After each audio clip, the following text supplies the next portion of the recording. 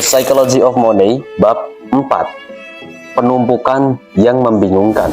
Albert Einstein pernah bilang kalau misalkan keajaiban dunia nomor 8 adalah compounding interest atau bunga berbunga. Nah, jadi simpelnya bunga berbunga itu adalah konsep bunga di mana bunga yang kamu dapatkan di awal itu akan terakumulasi di bunga sebelumnya. Simpelnya gini, misalkan kamu investasi 5 juta selama 1 tahun dengan bunga 15%. Nah, 1 tahun pertama uang kamu akan menjadi 5.750.000. Nah, di tahun kedua perhitungan bunga kamu itu akan dimulai dari 5.750.000 tadi, bukan dari 5 juta lagi. Nah, coba kalian bayangkan, kalau misalkan siklus itu terus berulang hingga puluhan tahun, maka bisa seberapa besar potensi keuntungan yang bisa kalian dapatkan. Dan itu adalah rahasia dari salah satu investor legendaris, Warren Buffett. Menurut Forbes, tahun 2025 kemarin, kekayaan bersih Warren Buffett itu ditaksir sekitar 168,2 miliar dolar Amerika Serikat.